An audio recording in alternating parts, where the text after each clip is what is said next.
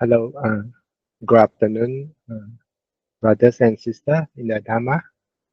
It's 6:30 km Kuala Lumpur time now.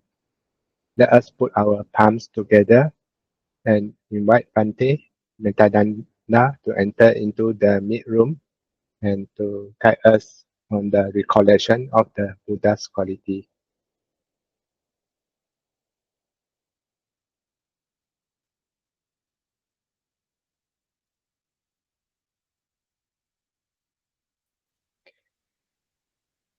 Good evening, everyone. Welcome to tonight's session. Okay, so we will start our session now.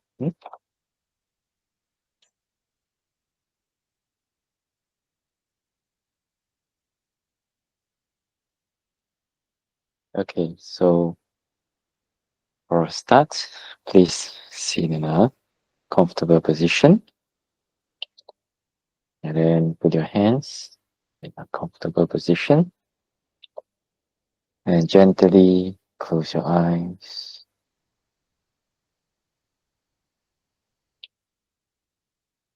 We're gonna do some breathing exercises first. When you breathe in all the good and all the fresh air. When you breathe out, whatever tension,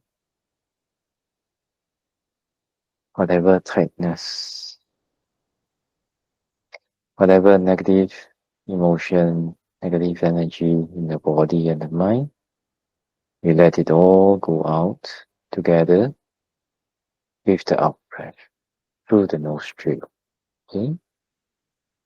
So let's try gently take a deep breath in. Gently let it out. Relax, relax, relax, relax.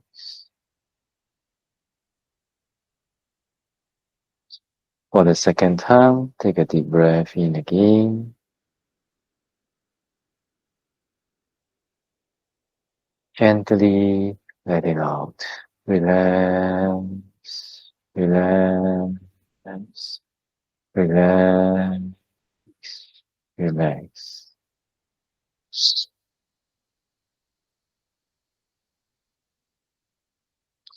For the third time, take a deep breath in again.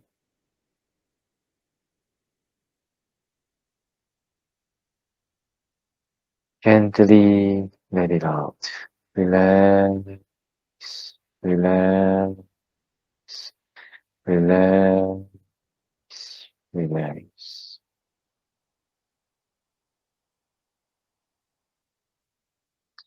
For the last time, take a deep breath in again.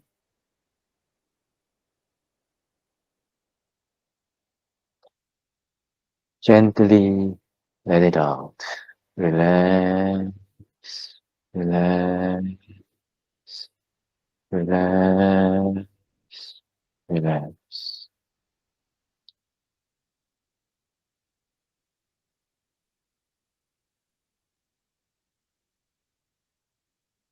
Relaxation of the body. If there's any more tension and tightness in the body, gently let it go and let the body abide in a state of relaxation and non-doing.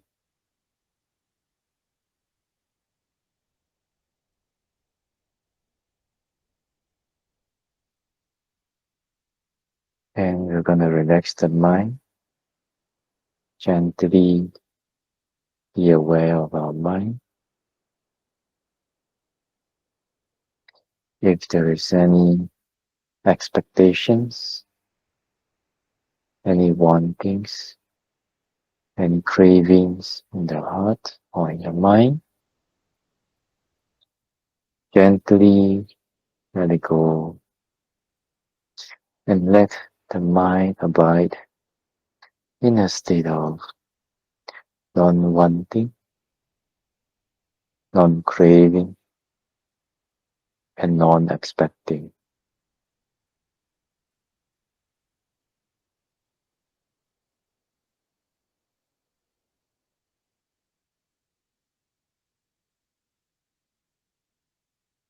For these 20 minutes, whatever that your mind wants to think or want to do, any issues that your mind want to think and want to do, gently let it go. And let these 20 minutes be a time for the mind to have a rest from all the hassles of life.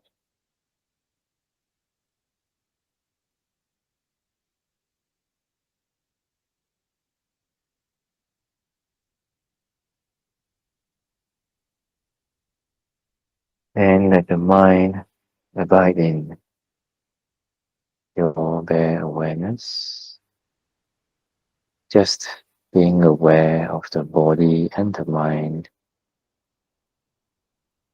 just as it is, how it manifests to the awareness, moment to moment, moment to moment.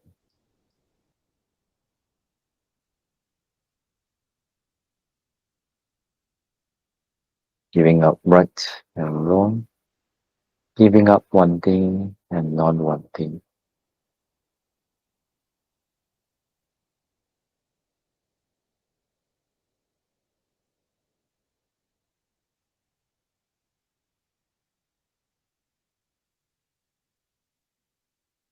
With this relaxed mind and body, today is a special day. It's a special session for the Vesak. So let us, on this auspicious day, recollect the Buddha's qualities, our teacher's qualities, in order to motivate and encourage ourselves, and also to think of the Buddha's wonderful qualities that made the Buddha our refuge and our supreme teacher.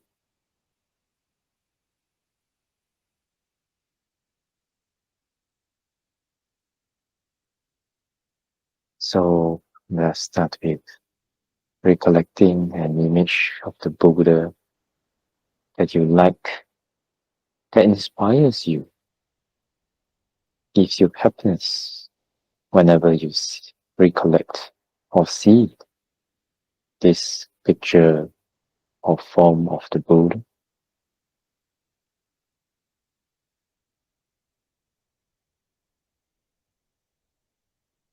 Then let us start by recollecting that the Buddha is Arahant and Arahant. Arahant. One who has no more defilements, and Arahant. Samma Sambuddha,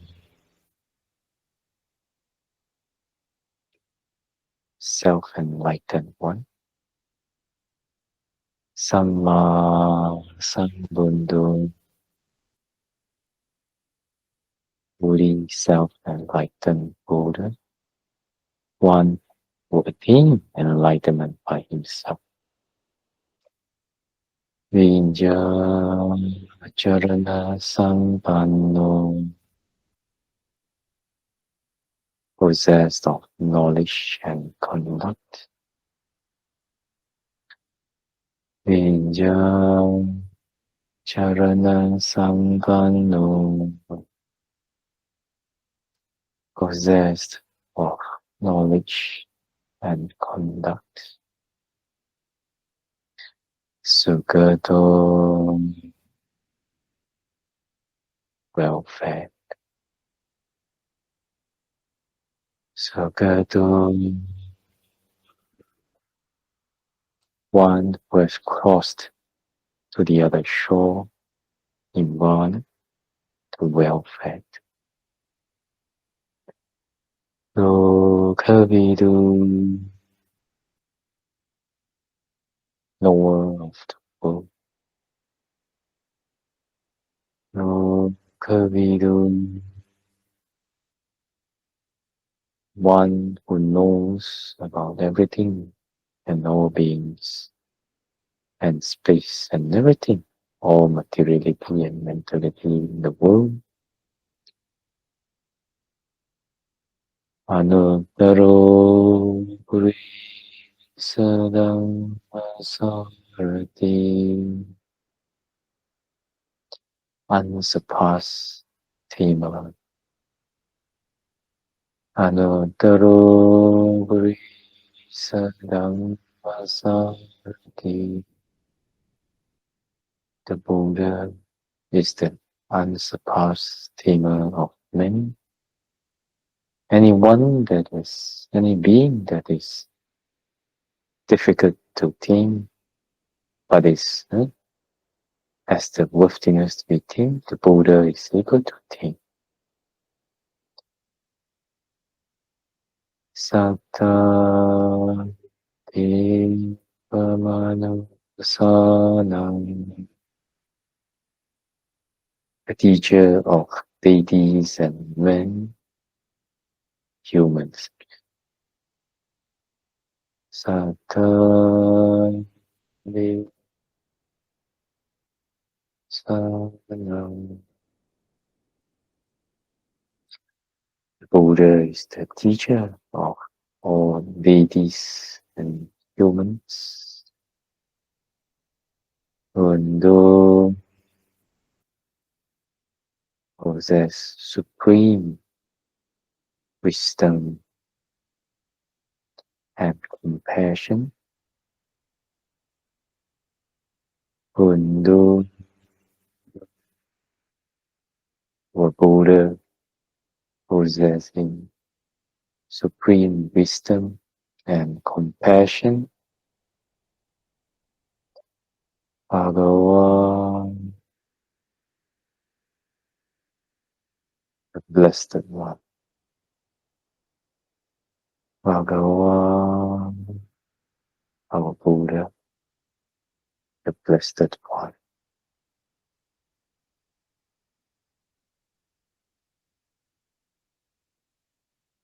Let us recollect about the Buddha, recollecting that so many uncountable aeons, not just 4, but even before becoming a full prophesied Bodhisattva, our Buddha also accumulated so many aeons, uncountable aeons of param, suffered so many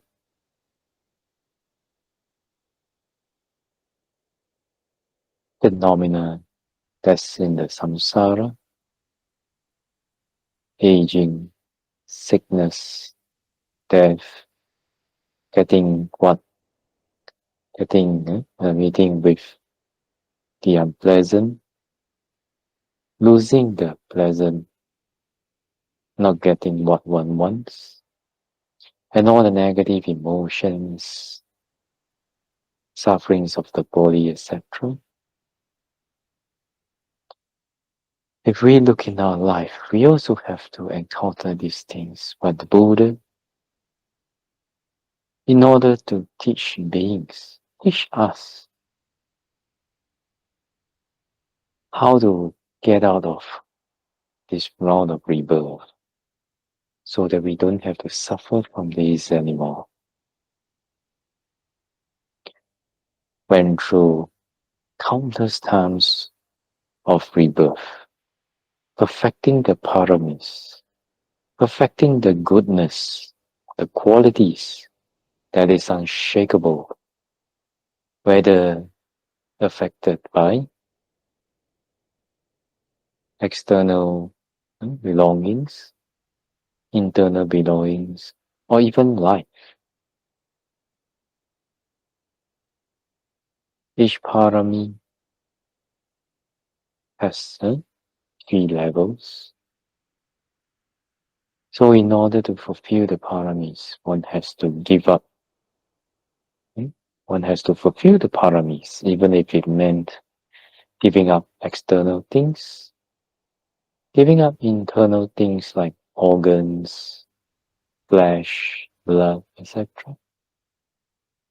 And also, in order to fulfill the paramis, the Bodhisattva is willing to give up his life without flinching, without hesitation.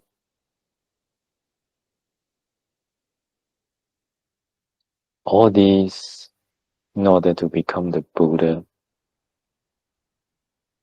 and for the Dhamma, to spread the Dhamma for generations and for beings. And the Dhamma that was passed down generations through generations until now, that we are learning, we are experiencing the benefits of the Dhamma that our Supreme Lord Buddha had taught, had fought for countless lives in order to attain it.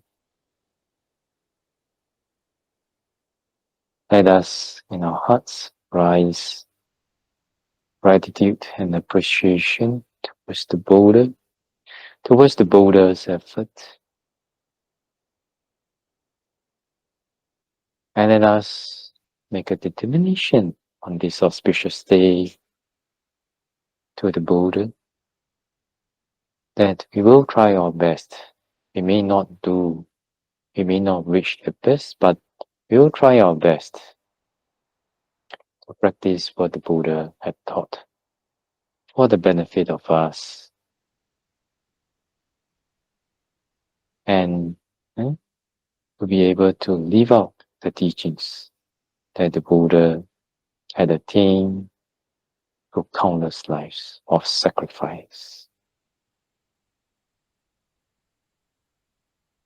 With this gratitude mind, let us recollect that our Supreme Lord Buddha was Arahant,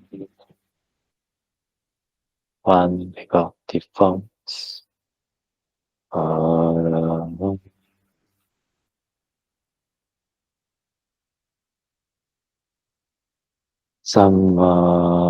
Sambuddha,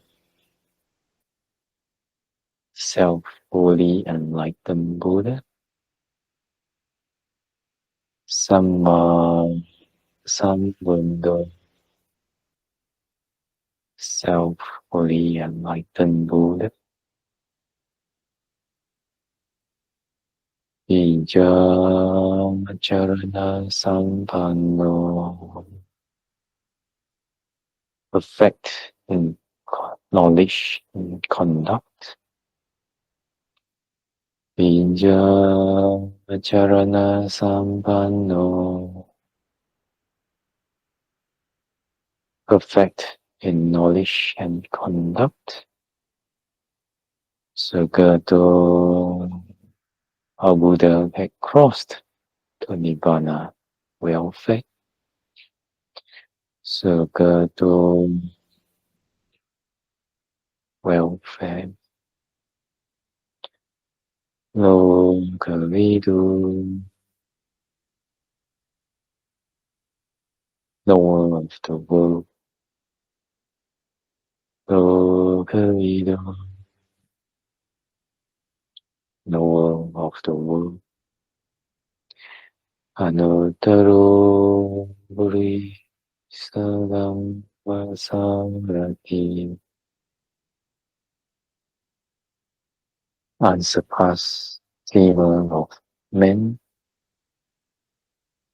Anuttaro Buri Sadam Vasamrati, the Buddha is the unsurpassed tamer of men. Sattha de Samana. Buddha is the teacher of deities and humans. Sattha de Samana. Teacher of deities and humans. Buddha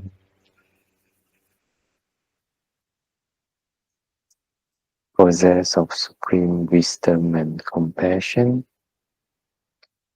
Buddha possessed of supreme wisdom and compassion. Bhagavan,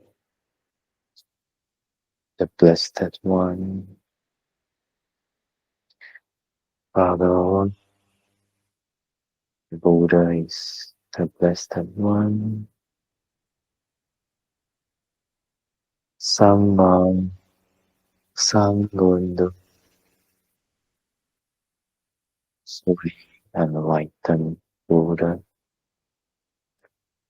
Samma Sambuddha, self-fully enlightened Buddha. Samma Sambuddha, self-fully enlightened Buddha. Samma Sambuddha, self-fully enlightened Buddha. Samma Sambuddha, self-fully enlightened Buddha. Samma Sambuddha, self-fully enlightened Buddha. Samma Sambuddha, self-fully enlightened Buddha. Samma Sambuddha, self-fully enlightened Buddha.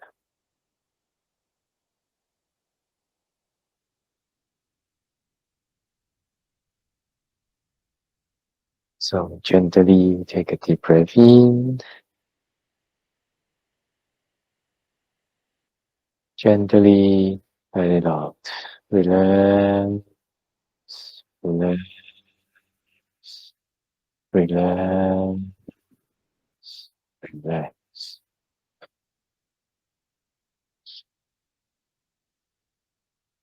For the second time, take a deep breath in again.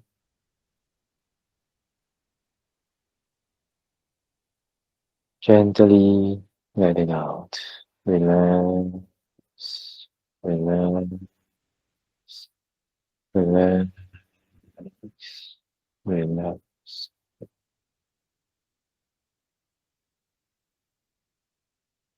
Gently be aware of the feelings of your body. Gently be aware of the feelings of your buttocks touching the cushion.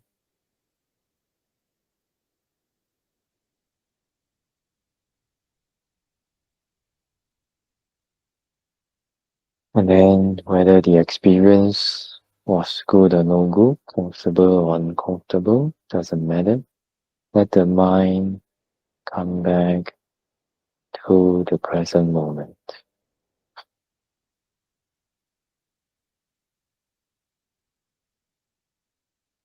Then gently, just like waking up from a deep sleep, gently open your eyes. And you can rub your palms, place it over your face, place it on your waist, over your eyes. anywhere that you feel it is comfortable to do so.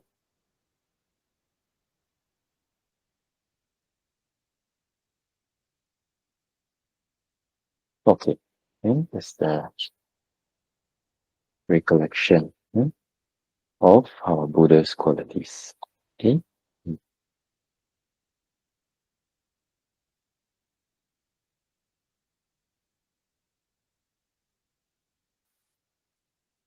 Okay, so I think without further ado, let us put our palms together and pay respects to our teacher, the Buddha, before our Dhamma Talk. Okay? Now together, Namo Tassa Bhagavato Arahato Samma Sambuddhassa. Namo Tassa Bhagavato Arahato Samma Sambuddhassa. Namo Tassa Bhagavato Arahato Samma Sambuddhassa. Okay, so welcome everyone to today's Wesak session. Okay, so I would like to start off with by sharing a story from the Dhammapada. Okay, so this is the Dhammapada Verse 194.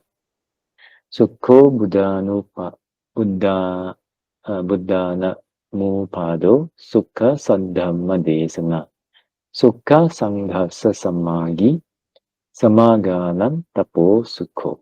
Okay, what is the meaning? It means happy is the arising of a Buddha. Happy is the exposition of the Arya or noble Dhamma. Okay, happy is the harmony amongst the Sangha. Happy is the practice of those in harmony. Okay, so it means that those that are practicing in harmony, they are enjoying and being happy. Okay. So what is the origin of this Dhamma verse? So it was during the Buddha's time. There was one time when the Buddha was staying in this Jetavana monastery. So this Jetavana monastery, if you guys ever go to India, it is in Sravasti. In the olden days in Pali, we call Savatthi. Okay, so the Buddha was staying there, and the Buddha recited this verse with reference to many bhikkhus. So what is it? During that time, 500 bhikkhus, monks, they were discussing the question. And it's a very important question, even for now. I think throughout mankind, many have asked this very important question. And the question is, what is happiness? Okay. Then these bhikkhus, these 500 bhikkhus, they were also discussing about this question. What is happiness? Then they realized that happiness meant different things to different people. You see, some people, to some people, to have the riches and glory of that like a king is happiness. To some people, sensual pleasure is happiness. But to some, to just have rice cooked with meat is happiness already. See? So when they were talking and discussing among themselves, our Buddha came in. Then the Buddha asked, "Oh, bhikkhus, what are you discussing about?" Then after learning about the subject of their talk, so the Buddha said, "Oh, bhikkhus, all the pleasures you have mentioned, they do not get you out of the round of rebirth. In this world, these are happiness." Okay? So the first one is the arising of a Buddha. the opportunity to hear the noble Dhamma. And then the Sangha is harmony. This is also happiness. And also those that are practicing their harmony, this is happiness. Okay? And the Buddha recited this Pali stanza, Sukho Buddhanu Mon Pado Sukha Sadama Desana. Sukha Sangasa Samagi Samaganan Tapo Sukho. Okay? So let us look a little bit inside this Dhamma verse. Happy is the arising of a Buddha. Why is it that when a Buddha arises, it is an occasion for happiness? Well, of course, because throughout the rounds of rebirth, we and also beings, we have been wandering around in this round of rebirth, taking things that are unhappy to be happy, and taking things that are happy to be unhappy. Isn't that so? And when the Buddha arises, the Buddha is able to teach us what are the things that really leads to true happiness, and what are the things that on the surface it gives you happiness, but ultimately it gives you a suffering result. Right? We have hope in finding true happiness. Not the happiness that, now I'm happy, then after that something changed and not happy, then after that change again, happy, then something changed, not happy. That one is not to say that one has no happy feeling, but it is not perfect, isn't it? It is very subject to many variable factors, and when the factors change, then we may suffer because of this. So the Buddha gave us, because of the arising of the Buddha, it gives us hope in finding true happiness. Of course, this true happiness is not just happy feeling, but in what is really beneficial for us. And is the total cessation of our mental defilements, our mental causes of suffering. Isn't that so? And in order to do that, we have to practice and ultimately be able to attain Nibbana. So without the rising of the Buddha, we don't know how to go to Nibbana. We don't know how to be happy. Sometimes we may reach a certain level of happiness, but sometimes we feel empty also. Isn't that so? Even if you were to enjoy the pleasures of a king and the pleasures of the richest man or woman in the world, but they also get bored. They have to keep finding some things to do. Isn't that so? To fill up that bottomless hole of craving, right? You may want to get a new bike. After you get a new bike, you want a new car. After you get a new car, you want a new house. After you want a new house, you want to get a new sound system, and then you want to get a new again. It's always chasing and always chasing. Of course, to different degrees for different people, right?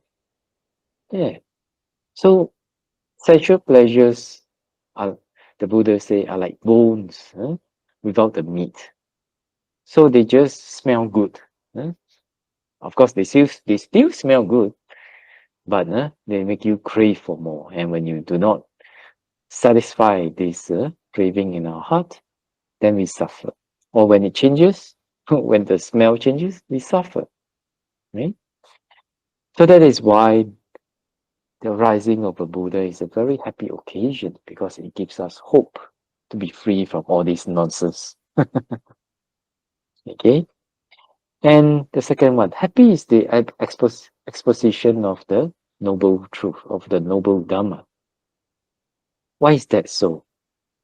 You see, when we don't know what to do, and when some people tell us what to do, how to solve a problem, how to solve the difficulties in our life, we feel happy, isn't it so? We feel free from suffering. That is the function of the noble Dhamma, the teachings of the Buddha. Okay? Whenever we have negative emotions, whenever we get jealous, whenever we get tired with life, tired with house chores, tired with our spouses, tired with our children, tired with human relationships, where do we go? Usually people go to sensual pleasures, isn't it? So go dancing lah, go karaoke lah, go drinking lah, right? But those only distract us from the real cause of suffering. And when the triggers are still there, whenever we meet with ticks, the triggers again, then we suffer. Isn't that so? But when we learn this noble Dhamma, the teachings of the Buddha, it really helps us. Whether we can do it or not is another thing, but it really helps us to understand, oh, okay, if I encounter this negative emotion, if I'm having this hassle if I'm suffering from the hassles of life, work, house chores, worry, anxiety, etc. Oh, if I do this and plant this seed, oh, okay, and use the law of cause and effect to my advantage to change my life for the better. Then in this way, I will not suffer any suffering from it. I will go towards happiness. It will solve the teachings of the Buddha will solve our problems at the root. So when you have a problem and somebody really gives you the key, the right antidote, the right solution to your problem, we feel happy, isn't it so? We feel grateful, and when we apply it, and we are able to apply it, and then our problem gets solved. Well done. It's very happy, isn't it so? Right? So that is why when an exposition of the Dhamma, of the noble Dhamma is given, it is a happy occasion. It is time for happiness. Okay? Happy is the harmony amongst the Sangha. This is the third one. Okay? So the Sangha are disciples of the Buddha. Why is it that harmony amongst the Sangha brings happiness? Because people see hope in living the Dhamma, living the noble teachings of the Buddha that the Buddha taught. Of course, you may say, but Bande, I've been to many monasteries, and then I saw that there were still many problems and all that. Yes. But you see, when the Sangha is harmony, there will be problems, there will be differences of ideas, there will be sometimes some flare-ups. But if generally the Sangha is practicing in harmony, then actually it gives the lay people a lot of hope. And also when the Sangha is practicing harmoniously, it is a higher probability that they are living out the Dhamma that the Buddha taught, and also they are able to purify the defilements and be able to live harmoniously with others. And these are examples that the Buddha's teachings are being lived out, are being practiced in this present era. So it gives the lay people hope also. Just imagine you go to a monastery and you see the Sangha, monks fighting with monks, nuns fighting with nuns, using bitter words, using angry words, shouting at each other, playing politics. You feel you don't feel very faithful, right? You don't have that sense of faith, isn't that so? And in fact, for some, they feel disgusted and they want to just avoid the monastery. But you see, when there is harmony amongst the Sangha, devotees, when they see this harmonious Sangha, and then they feel inspired, they feel happy to associate with harmonious people that not just want them to the to say the things that they want or to do the things that they want, but having tolerance, having patience, having forbearance, and having respect for people of different ideas, different values, different life habits. And when there's a community like this, and they are following the Dhamma, they're practicing the Dhamma well, gives a lot of happiness and benefits to devas and deities, and to humans, and to the lay devotees as well. So that is why when the Sangha is harmonious, it is a happy vocation. And the last one, happy is the practice of those in harmony. So for those in harmony, harmony means there's no anger, there's no aversion, there's no rejection towards each other. Just imagine, like in our home, then maybe because of our differences in ideas, maybe we are being crushed by the hassles of life. Maybe we are faced with a life and death situation. Maybe we are faced with very difficult, very stressed life situation. And then on top of that, there's still arguments. When you come home, just argue, negative emotion, negative emotion, negative emotion. Is it happy? No, right? But if we train ourselves to learn to be harmonious, we train ourselves to have the strong Dhamma. If we train ourselves to have strong Dhamma, strong qualities, so that we are able to manage our emotions, we are able to relate to people, to our family members, to our relatives, friends, etc., our colleagues at work, with harmony, with non-anger, non-aversion, with friendliness. It is very happy, isn't it so? It's a very happy life. So that is why happy is the practice of those in harmony. Now, we have not, I think Ravi Khan there's going to be another session of the CoolingHearts Reflections. Loving kindness, compassion, sympathetic joy, equanimity. For those who have practiced this and developed this until into the level where it is part of our character, part of our mental habits, where it has given us happiness. Just observe it.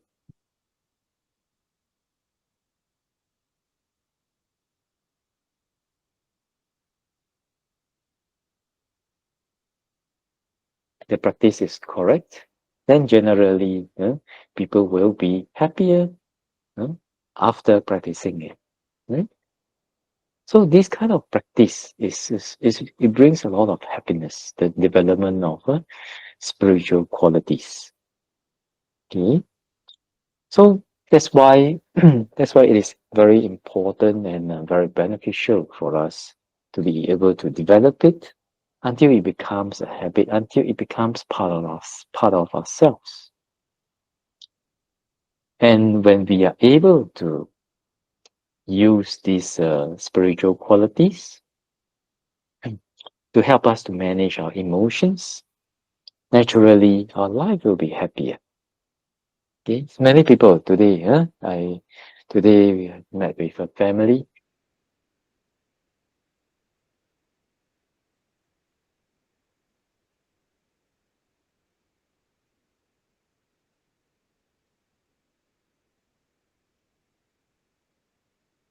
Last time very good and very polite and very happy and very friendly, very friendly girl. Then towards her parents and caregiver. Caregiver means the auntie who took care of them, took care of this girl and her brother for since young. But after having a boyfriend, then after that the attitude change, and then they suffer. The auntie suffer, the daughter suffer, brother also suffer because of negative emotions. So that is why in relationships, in families, etc., negative emotions really destroys the relationships and the families. Mm. That is why it is very important for us to be able to develop these spiritual qualities in order to have peace within ourselves and also without, outside of ourselves, not without, but outside of ourselves. Then we can be happy. Okay? So if we are not happy, we have to ask, do I have these qualities? Am I practicing the Buddha's Dhamma? Like just now we were saying, many people when they have negative emotions, where do they go? They go for sensual pleasures in order to distract them. How many of us go back to the Dhamma? Go back to Dhamma to look for the answer. Go back to Dhamma to look for the solution to our problems, to our negative emotions. This one have to develop into a habit one, because usually sometimes when negative emotions come, if we do not have enough mindfulness, then we just get dragged by it, dragged into the whirlpool of negative emotions, and we forgot about Dhamma. So very important for us as disciples of the Buddha is whenever we have problems, the Dhamma is there. Go back to the Dhamma to look for solutions, whether it's listening to a Dhamma talk, whether it's listening to a guided meditation or guided contemplation, or any one of the CoolingHearts reflection, or whether it is looking for wise and noble friends in the Dhamma to ask about their opinions. Always go back to Dhamma whenever we have problems to look for solutions. Because if we are able to practice the Dhamma that the Buddha taught, then our problems can be solved. Maybe the outside situation, the phenomenon, maybe you do not have enough money, maybe you have stress in your job, maybe you have stress with life, maybe you have no customer, maybe you're just bored. Maybe outside one may not be able to solve, but actually if we go back to Dhamma and we use Dhamma to change our mind and our perception and our feelings to that phenomenon, then actually even though you may be stressed, you may have job stress, you may have career stress, you may have family stress, but stress is stress, but it doesn't drain you. It doesn't drain you. What drains us usually is negative emotions, negative thoughts, negative emotions, negative unpleasant feelings due to negative emotions, isn't it so? But if we learn. If you learn to go back to the Dhamma, go back to our teacher, oh Buddha, please help me. In Buddha's teaching, what are the things that can help me solve our problem?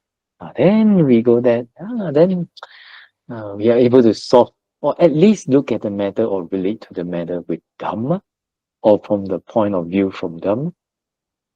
Then even though our body may be painful, our job may be stressful, money not enough, care not enough, people care for me not enough, people love for me not enough. No problem.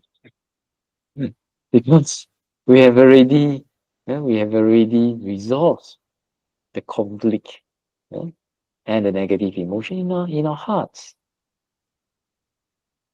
And sometimes, even though there may be uncomfortable feeling present, but with Dhamma, we're able to relate and look at that feeling with kindness, with gentleness, with loving kindness, or any of the qualities.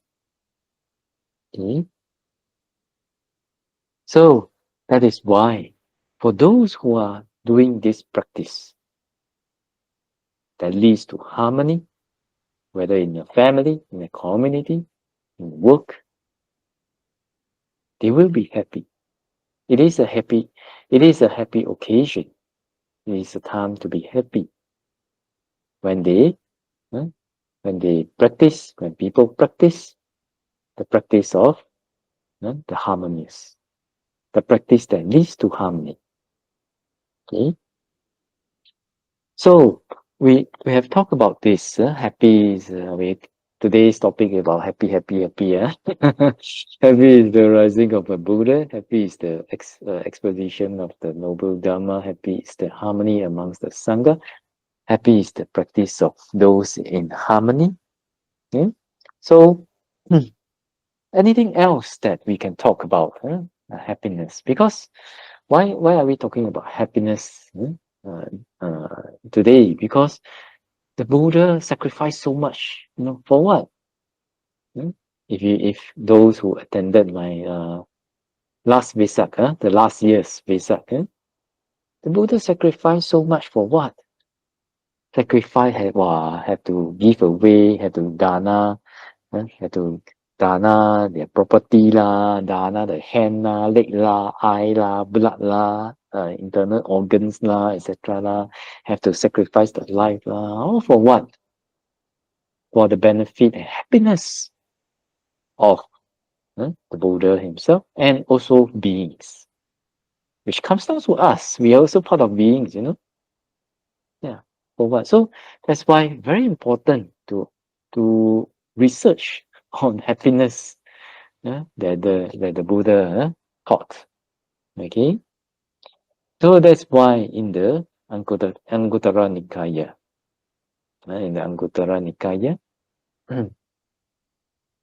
there's a chapter called the happiness chapter. Okay, there's a chapter called the happiness chapter, and we can look at some suttas inside this happiness chapter. So in this chapter, the Buddha says, because there are two kinds of happiness. What two? Happiness of a layperson and the happiness of one who has gone forth. It means one who has ordained, gone into homelessness. Okay, these are the two kinds of happiness. Of these two, the happiness of one who has gone forth is better, or foremost. Okay. So what are happiness of a householder? Here, the happiness of a householder means the happiness derived from sensual pleasure fulfillment and worldly comforts, rooted in the enjoyment of all desirable things. Okay, and what is Sambhaja happiness? It is the happiness of one who has gone forth into homelessness. Okay, that means the happiness of one who has gone forth, or the happiness based on renunciation or monastic life. So comparing the happiness from sensual pleasure fulfillment and the happiness based on renunciation or monastic life, the happiness based on renunciation is better, like that. Okay, but why is that so? Why is that so? And what can we do for ourselves? Is it possible that a lay person like our listeners here able to experience it? Okay, so with this, we can go to one of the suttas, in the long discourses of the Buddha, and a very famous sutta. Okay, it's called the Fruits of Recluseship Sutta, Sāmaññaphala Sutta. Okay, so in this Sāmaññaphala Sutta, where is the origin of this sutta? So it was said that there was once there was a powerful king. He wanted to ask, he wanted to know what is the fruit, what is the result, the benefit of recluseship. Okay, so he went to many teachers, but they couldn't give him he wasn't satisfied with the answers. Then he went to Buddha, and then the Buddha slowly guided him. First the Buddha asked, said, "Okay, oh king, let's say you have a servant in your castle, working for you, or a slave. Then after that, one day he became a monk, and then he's practicing well. He keeps morality. He's good. He tried to purify his mind. So, what will you do?" So the king said, "Oh, I will rise up. I will rise up for him when he comes. I will support him with the four requisites." So four requisites are clothing or robes, food, and then dwelling or a place to stay or shelter, and medicine. Okay, so I will support him and like that. So the Buddha said, "Yeah, yes, king. This is one of the results of being a recluse." Like that. Yeah? The king asked again, "Oh, is there any other benefit other than this?" Then the Buddha slowly, and gradually told the king, gradually, as a recluse, there's a person out of faith, maybe he has gone forth into the homelessness, then restrained by the Padimokkha, which is the monk's rules and regulation. And it's not like the rule or regulation. It's training, actually. Training to be mindful, training to abstain from the things, from doing or saying the things that hurt us and hurt others. Okay? So the Buddha said, "Oh, restrained by Padimokkha, and then by being restrained, by being restrained and being perfect in morality, then they experience this happiness of blamelessness." Okay, so for recluses or for monks and nuns, after they go forth and they restrain themselves by the training, then they experience this happiness from blamelessness. In practicality, a lay person who keeps their precepts well and abstain from doing evil and saying evil things or unwholesome things, and not doing unwholesome things and not saying unwholesome things, they also experience this happiness of blamelessness to a certain level also. Okay, so this is one thing that a layperson can experience, one happiness that a layperson can experience in this present life. Okay.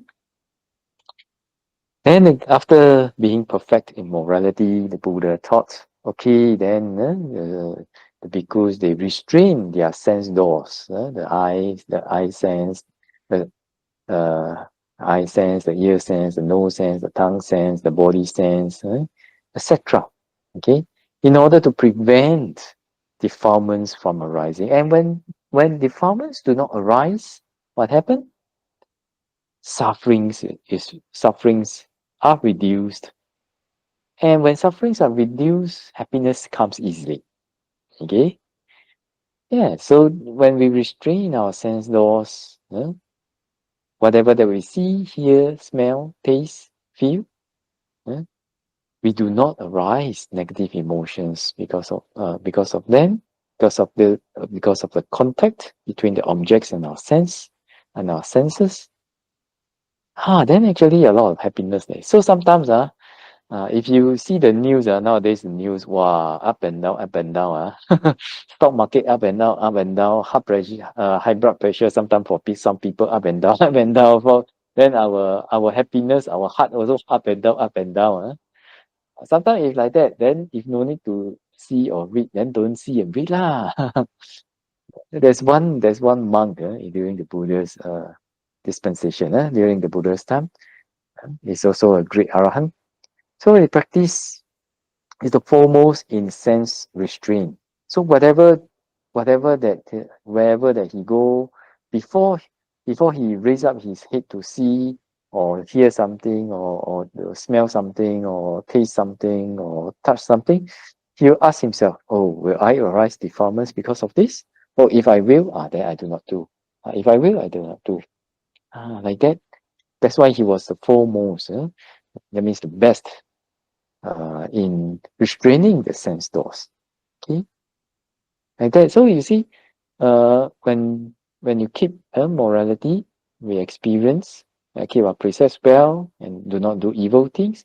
We experience the happiness from blamelessness. And when we restrain our sense doors, don't kepo, everyday busybody, want to gossip, want to listen to gossip this, gossip that, this one for lay people, then actually you also prevent a lot of suffering from arising, isn't that so? Like that, and then after that, the Buddha say, then the bhikkhu practices mindfulness and clear comprehension. That means when they are mindful, they are alert moment to moment. When they are wearing their robe, they know that they are wearing their robe. When they are walking, they know that they are walking. When they are standing, they know that they are standing. Abiding in mindfulness and clear comprehension, moment to moment. Okay. So this one for lay people, is it possible that lay people can experience this now? Well, actually, yes. When we are developing these 6 qualities in the Cooling Hearts Reflection, it's also training our mindfulness. And when we have mindfulness, when we have strong mindfulness, whenever we have negative emotions, we know that, hey, now I'm not feeling so good. Some people don't feel good and then they just get stuck into the whirlpool and then they just explode, But with mindfulness and through this development of the spiritual qualities, then actually we have a break. You have a circuit breaker in the this was what they use the term that they use during the COVID in Singapore. They call it the circuit breaker. So at least we have a circuit breaker. If not, something happens, see already not happy, hear already not happy, wow, already explode already. Then sometimes after that you regret what you say, especially if you say some hurting words, like don't come and find me anymore, I hate you, like that. Very, very, very, it reflects the emotion at that time, but that is not a very wise emotion. Isn't that so?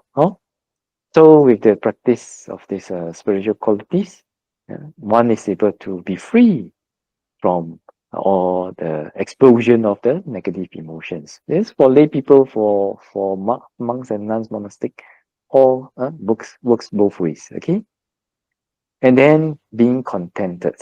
the Buddha say, being contented with 4 requisites, being contented with the monk life. So when we talk about contentment, and then we talk about gratefulness, being grateful. So how much gratitude do we have in our life for the small things that we have? Hmm? If we are always grateful, if we have this quality of gratefulness, hey, why you not happy then? If you are not happy, you have to ask yourself, hey, am I grateful? Am I contented or not? Like that. Then after that, the Buddha say, so this contentment, contented with 4 requisites and contentment in life, it gives a lot of happiness also, isn't that so? Then after that, the Buddha say, find a secluded place, abide, free from the 5 hindrances, to be without debt. Without debt, no kiam xiao. So 5 hindrances, the first one, kama chanda, craving for sensual pleasures. Second one, anger.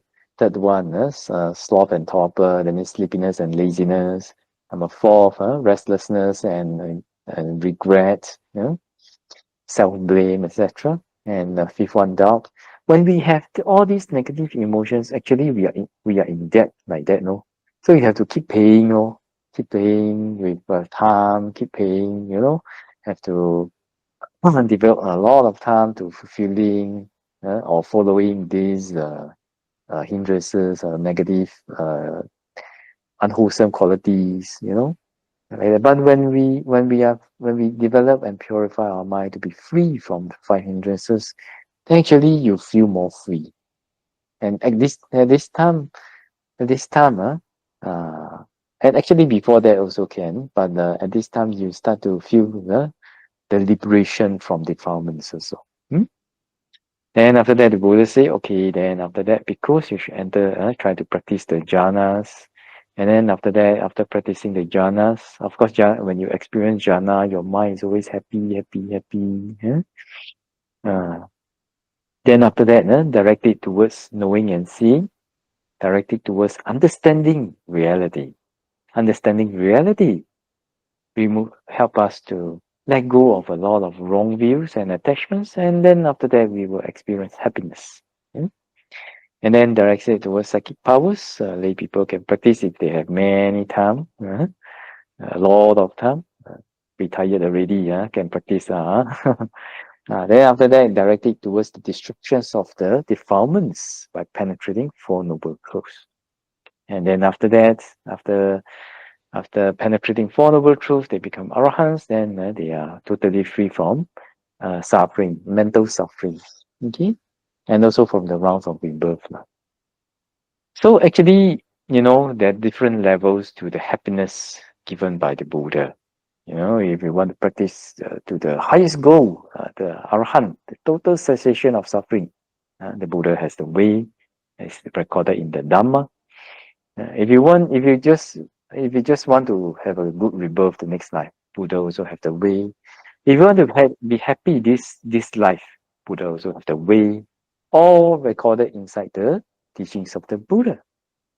So it's actually whether we go and practice it or not only like that, and whether we go and find our Dhamma, go and find Buddha, Dhamma, Sangha for help when we have difficulties, stress in life, family problems, or we go to craving, anger, and delusion when we encounter these sufferings. We go to sensual pleasures or whatever. If we do that, then of course the triggers will be there, the buttons will be there. When it's triggered, of course we will fall into unhappiness. Okay. So the teachings of the happiness for different stages, different levels, whether monastics or lay, has been taught by the Buddha in the Dhamma.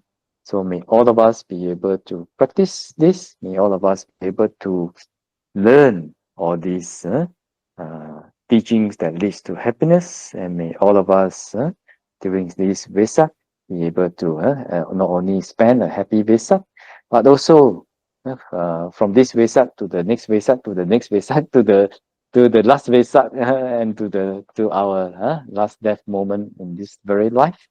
May all of us be able to practice with the teachings of the Buddha that leads to happiness.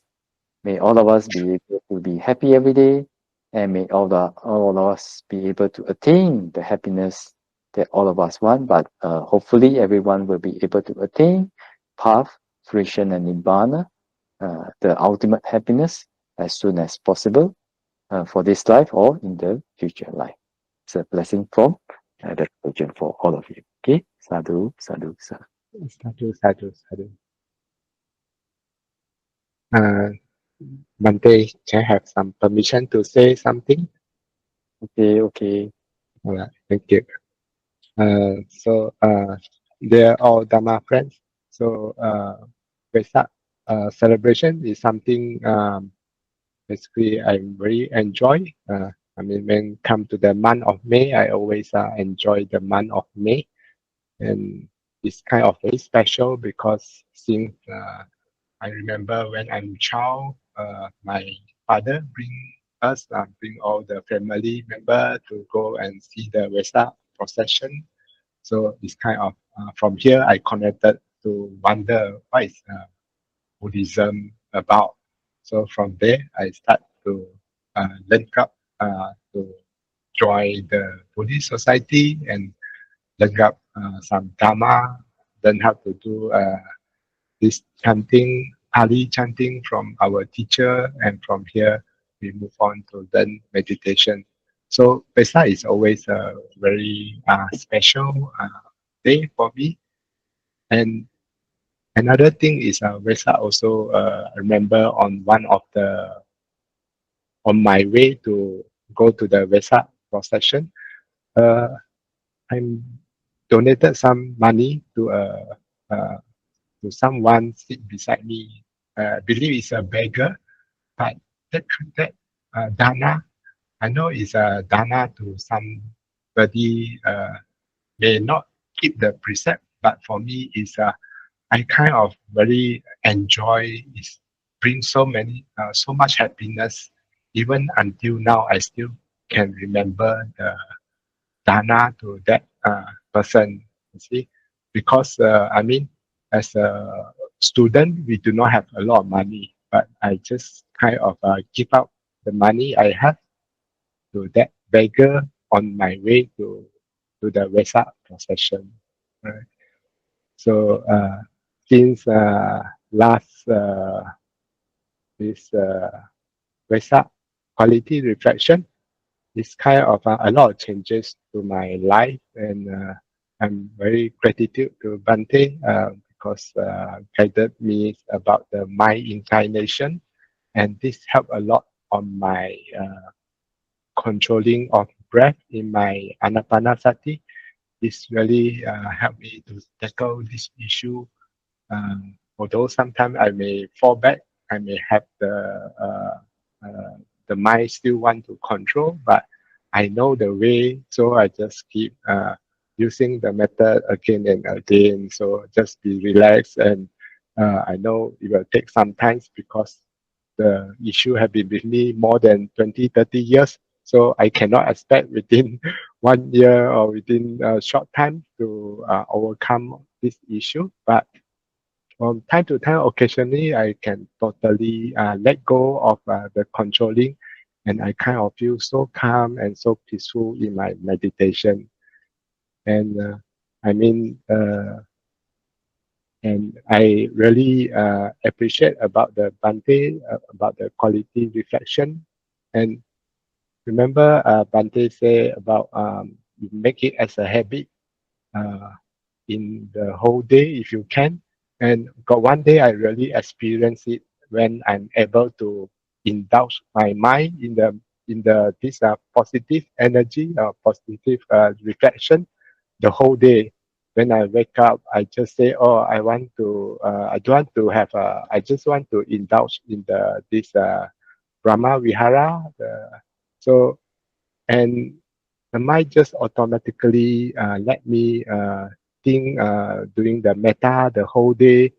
When I'm doing work, then I will just go to work. But when I'm not working, when I rest, then I know that my mind automatically switch to do the metta until the time when I go to sleep. So it's so peaceful and so enjoyable. So I hope everyone can should put the effort and try, and it's really a lot of happiness, like Bante say. So this is something that is a good happiness we can enjoy as a human life. Yeah, if I mean if we can have a jhana or even higher concentration or experience the namarupa, that will be even better. All right. So lastly, I think Vesak is something very special for me, and because of this quality reflection, because of these courses, uh, I mean, I remember last time I used to pay respect to the Buddha image. It's kind of like just paying respect. But nowadays, when I pay respect, I'm full of gratitude and gratitude to the Buddha image, gratitude to the Buddha teaching because of his sacrifice. So we are able to learn the Dharma, and this so is I mean gratitude to the Sangha, to Bante as well. And from last year July 2024 until now, it's when we have when I stream the happy meditation, happy life. It's kind of another turning point for me. Is although how to be a good Dharma student is kind of very general, but actually I know that I'm not a good Dharma student. Okay, so but from here I know that I have to change this, I have to change that, so that I have more power, the Dharma power, in order to have a happy life. And especially some of the talk are so good, like splitting karma, which I shared recently to another friend. And so because sometimes our thinking, our feeling was affected by our karma, it may be due to the karma, due to unwise attention, right, due to the surrounding.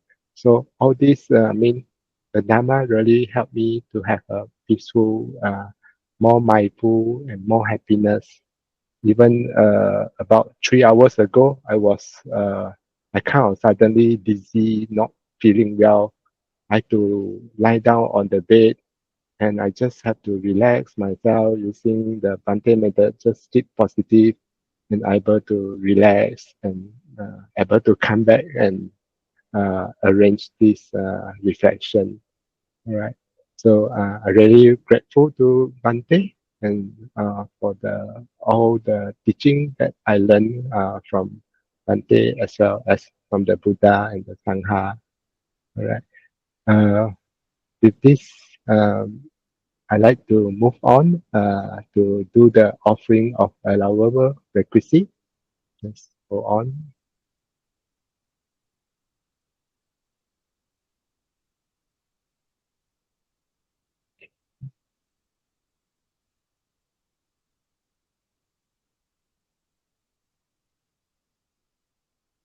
All right.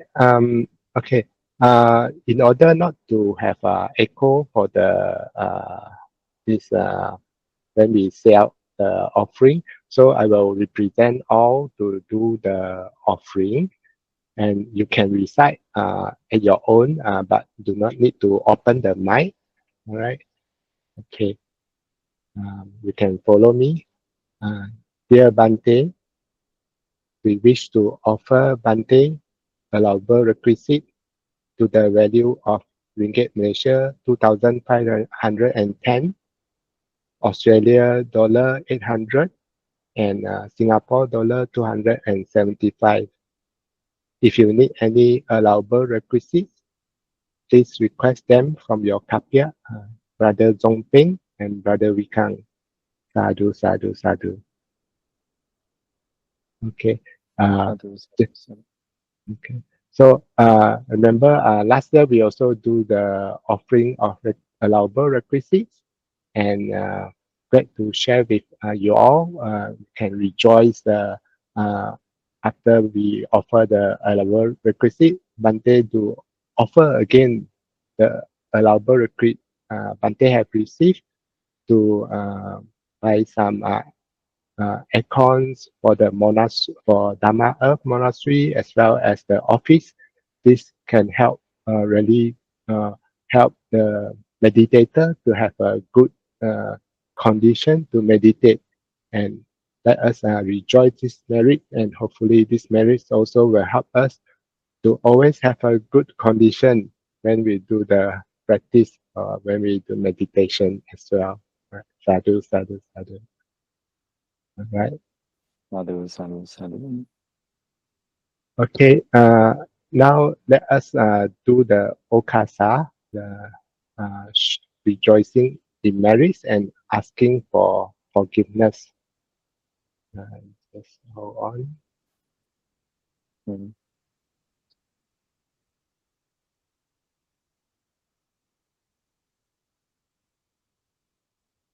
Okay.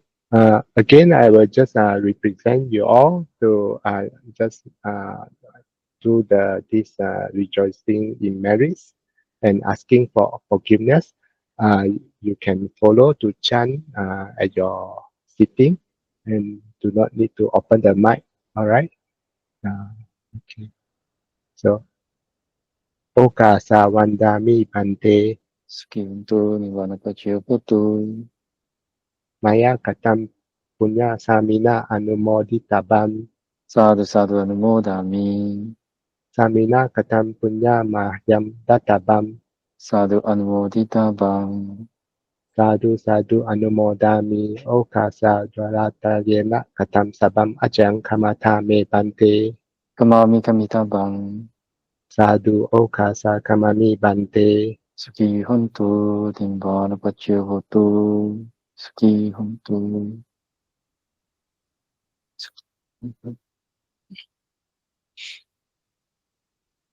Right. So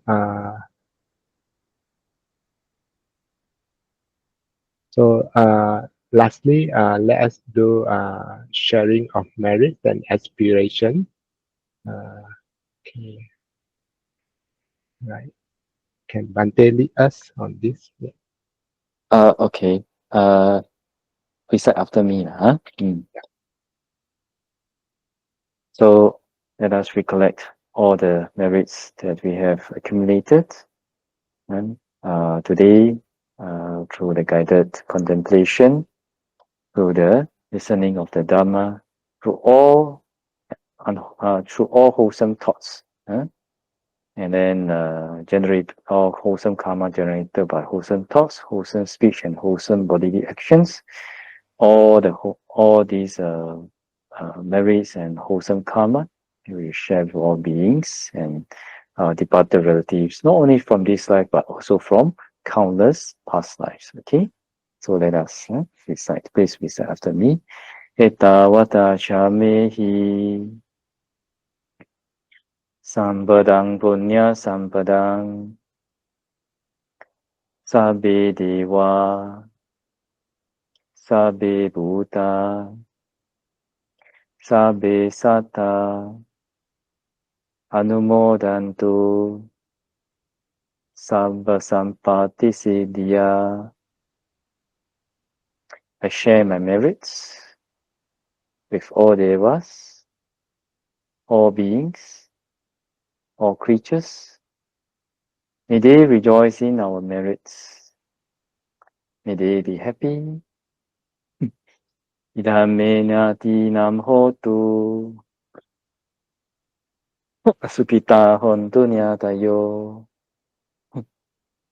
I share my merits with all departed relatives. May they rejoice in our merits. May they be happy. Idame punyang asawakaya vahanghotu. Idame punyang nimbanasa pachayo hotu. By the power of this merit, May it be supportive condition for my purification of the mind to no more defilements. By the power of this merit, may it be supportive condition for my attainment of Nibbana. Mama punya bhagang sabba satanang pajemi te sabbe me sammang punya bhagang Vabantu. I share my merits with all beings. May they rejoice in the merits. May they be happy. Sadhu, sadhu, sadhu.